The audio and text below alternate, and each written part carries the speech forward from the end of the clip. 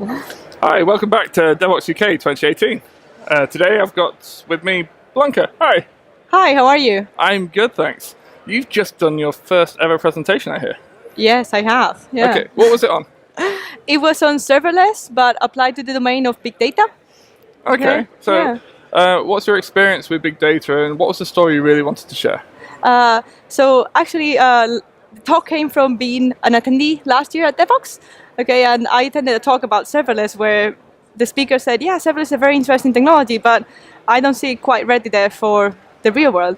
And at that point, we had just gone live with a few serverless functions on our architecture, and it seemed to be going all right. And I was like, well, the last 2-3 months, we haven't had many issues, and the experience has been good. So why are they saying that it's not quite ready? And he was thinking that, well, I would like to share that experience that we had and show what things we had to look out for to make sure we could kind of manage serverless in a real life world.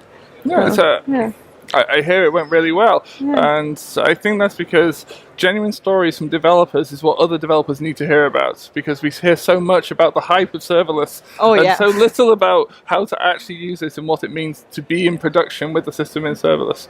So in your day-to-day job, how has it been using serverless compared to either microservices or even a standard monolith? So the key thing for serverless is that you have a managed platform, and that platform has some limits that you have to be aware of. So let's say a serverless function, when it runs on the wild, you will have to define the maximum limit for the stack that is showing and your VM is running. You will have a timeout limit for your code running, and you will have a disk space limit. So you need to be aware when you're developing, as in, is this my use case fit within these boundaries, or does it not?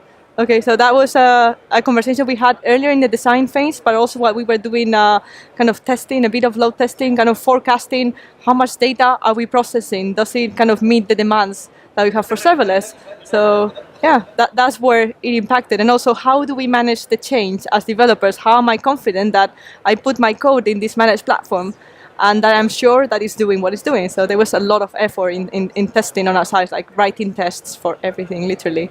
If that sounds interesting, Blanca's talk's already online. So having done your very first talk in front of an audience, I hear the room was quite packed as well. Was that daunting? Would you do it again?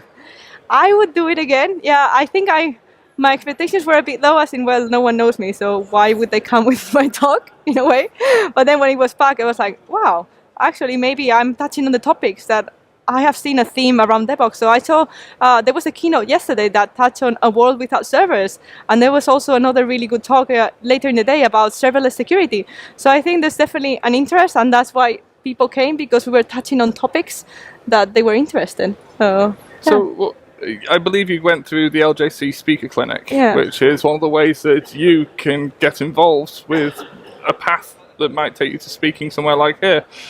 What advice would you give to someone who may think that they might have a story to tell, but are very nervous about the idea of following that sort of path? Yeah, I think the big step to submitting to the CFP was confidence. So I felt that the LJC was a very good place. It's a very supportive community. Once I went to the speaker clinic, and I wasn't even expecting them to ask me, what do you want to talk about? I thought it was more like them telling me, how do you kind of put a proposal together? But they actually kind of asked me, and they were very encouraging. Also, at work, I have a number of people that have been incredibly supportive, and it almost seems like I'm just here kind of on my own with my colleague Neil speaking, but there's a lot of people behind the scenes, and it took me probably a year to kind of gather that support network that kind of helped me realize where do I need help and what do I need to put in place to feel confident to just be here and speak. So we've done a lot of rehearsing for the talk. Okay, you cannot, people just don't like create a presentation on the train to the conference and they just stand up and speak. Okay, there's a lot of work that came up, as in, how we have a topic, but how do we frame it in a way that people understand? What assumptions have we made that we need to explain? What is our story?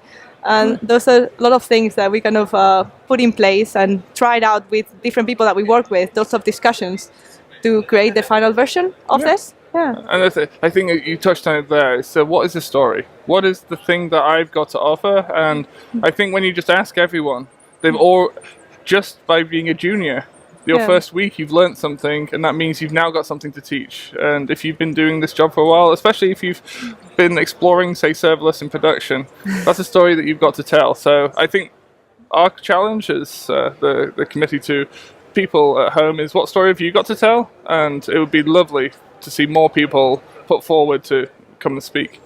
But Blanca, thank you so much for taking the risk and coming and speaking. I think your talk was great. I encourage people to go and watch it. Thanks, Blanca, for coming. You've been at Devoxx. Thank you. Thank you.